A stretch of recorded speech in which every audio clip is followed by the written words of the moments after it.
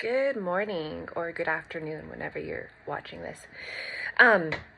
So I don't even really know where to start because so much inspiration is coming towards me. So I'm going to try and just really hone in on focusing on one topic.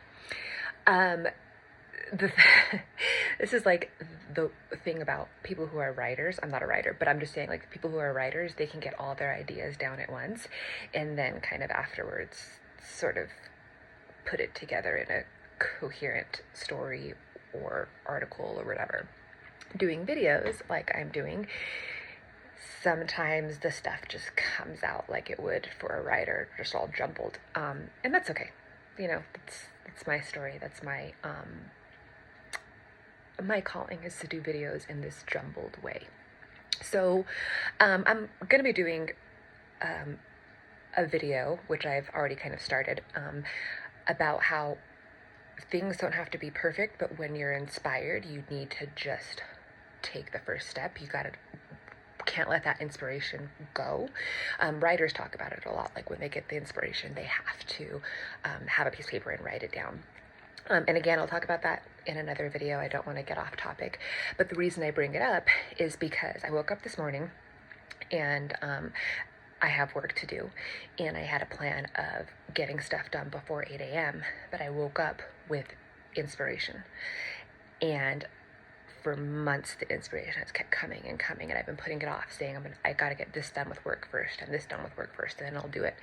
And then it's 8 p.m., and I haven't done it, right?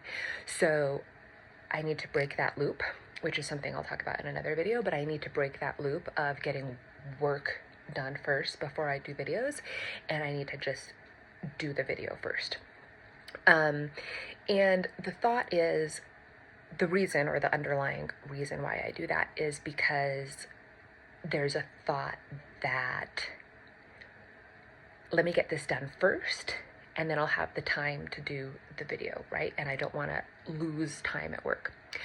But I work for a real estate company, and there is a training that they did, or that they do regularly, that I've taken 3 times now.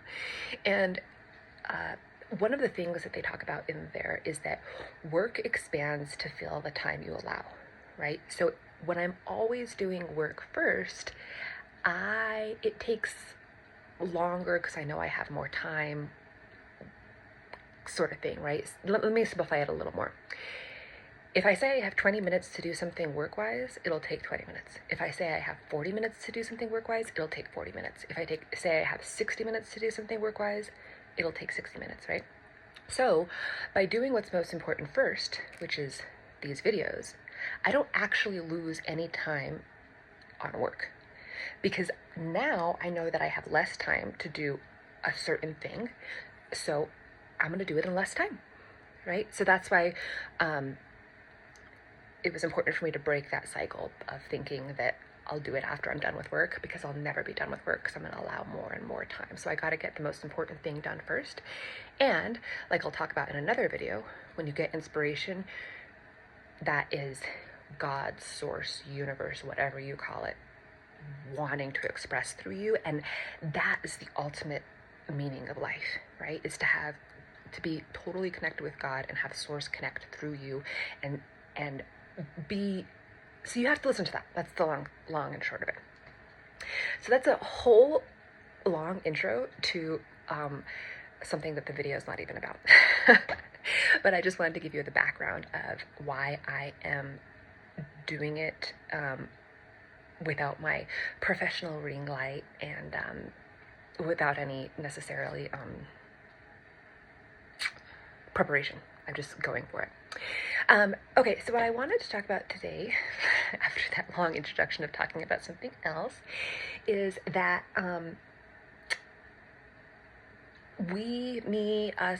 I, because we all are connected and we all experience the same things in a lot of ways, love to blame society for things.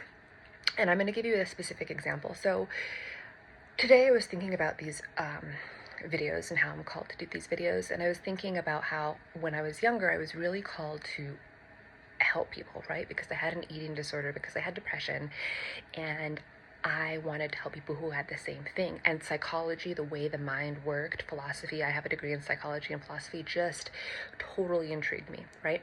So, society told me that the way to help people in the way that I wanted was to do great in high school, go to a good college, get a master's degree, and become a psychologist, right? And I've been so bitter about that because it didn't quite, it just didn't feel right. It felt limited. It felt like a fraud almost, because the thing about college is that you spend 4 years not even really working on your degree. You spend 4 years getting ready to work on your degree because you're going to get a master's in psychology. And it's like, didn't I just spend 4 years in high school getting ready to get a degree? So now I'm spending another 4 years like taking another history class when I don't need to take another history class. I want to learn psychology, right? You have all these things that you have to take to graduate versus like, why can't I just spend 4 years on nothing but psychology? Yes, maybe the first year general topics. Anyways, so I was bitter about that, right? Because I was just so drained on school at the end of college, right? But again, society told me that I needed to get my master's, that if I wanted to, sorry, my phone just came off do not disturb, so I'm going to get tons of notifications. Society told me that I needed to get my master's, and then I would be an intern, and there was just this way that society told me I needed to go. So now I'm here doing my videos, and I think, yes, I was always meant to help people, but not in that way. And we can let society's ideas of how things play out limit us. But that's a bunch of horseshit. Excuse my language. Because society is in your head, and society only limits you to the extent that you allow it to. So to give you when I started thinking about this is, who is society? That's the first thing, right? Who's society? Who are these? Again, we can create whole stories, and I just hear people saying, well, society is this, and society is this, and society says that. Like there is an actual society that is having an impact on what we do.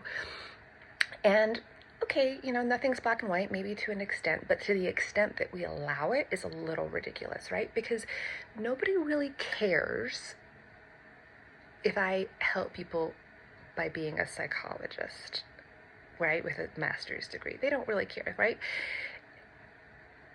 I think that's how it was supposed to happen. That's my interpretation of what I viewed in society, right? That's not necessarily society itself, right? Because there are lots of people who help people in different platforms besides psychology, right?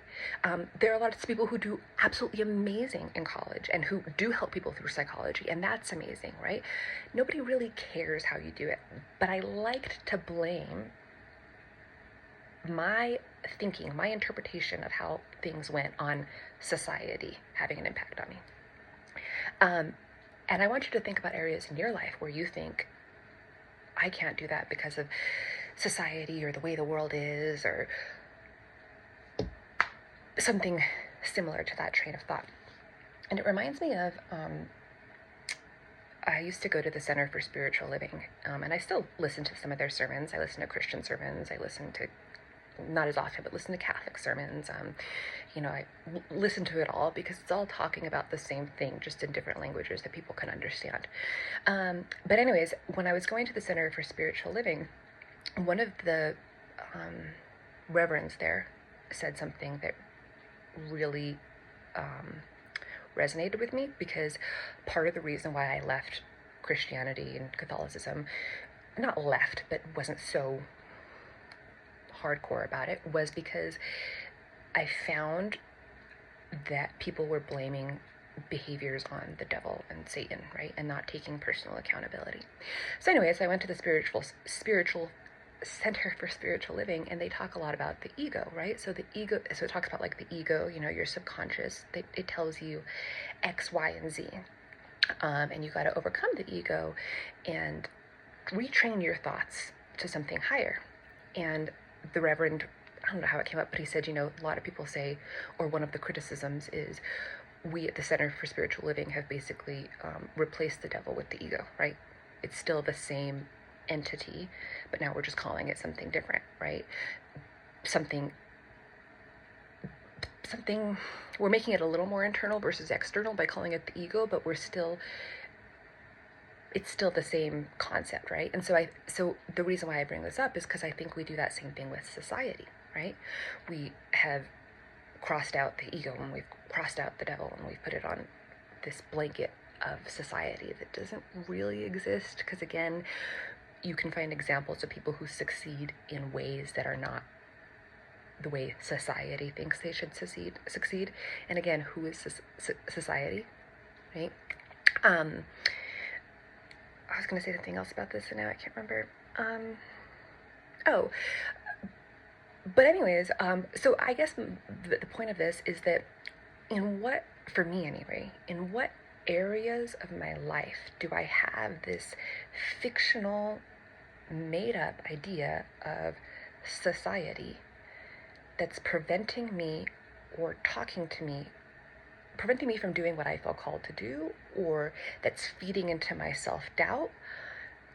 Because what is society? Society is us. Okay, so that means that the society that I think is holding me back is me, right? Because we're made up of society. And we get to change society.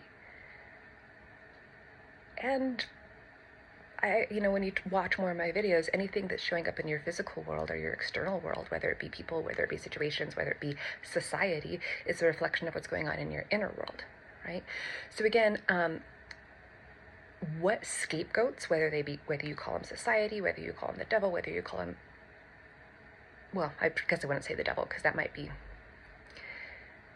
where you're at, but what external scapegoats are you blaming for holding you back when really it's just a fictitious thing out there? And I'll give one more example, just to kind of bring it home. Is that the right saying? So I can't remember if it was a video I saw or a picture I saw, but they show like this elephant, right? And he has a rope around his neck, and the rope is connected to this tiny little bucket, or it's around this little bucket, and the elephant is like 1,000,000 times bigger. I'm exaggerating, but it's obviously a ton bigger, right? And so like it can just drag that rope or drag that little tiny bucket and just move on. Like it's not actually being held down by anything. But the elephant isn't intelligent enough to really recognize that. It just sees a rope and it sees it's connected and it doesn't comprehend, right? And so we can see that from an outside perspective and say, silly elephant, right? Like they don't understand that they can just move, that rope isn't actually holding them back. And I think it's the same way for any time we blame society for holding us back, or we have society's thoughts in our heads. We are the big elephant with that tiny little bucket. And we're actually even bigger than the elephant, because not only can we keep walking with that tiny little bucket connected to us, but we are even better in that situation because we can just take the rope off. Like nothing is holding us back. Nobody is dragging us down. The only thing that's dragging us down is in our head. So bringing it full circle, I was always meant to help people. I was always meant to understand the mind and how it works. I was always meant to understand the bigger picture of the universe, philosophy, psychology, right? I haven't lost that just because I'm in real estate. Just the way that I'm going to help people, or the way that I'm going to let God, universe work through me in the psychological and philosophical, is not going to be how I thought society, again, not real, society wanted me to do that, which was go to college, get a master's degree, become a therapist, right? I'm going to still do that, but in a bigger way. And anytime thoughts or doubts come into our mind that talk about society, that's when you know your thinking is too small, because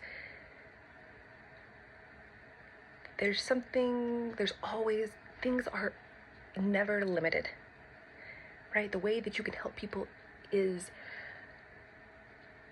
infinite. The ways that you can connect with people is infinite. Whatever your calling is, whatever you see the ultimate goal as, the way to get there is infinite. And if you are thinking that you can't get there because of some back end belief about how society thinks you can get there, stop right there. Remind yourself that's 100% in your head. You are society. Society limits you to the extent that you allow it. And you'll find doors just start to open. Okay, I never really know how to end these videos, so I'm just going to end it there. But I hope you all have a great day, and talk to you soon.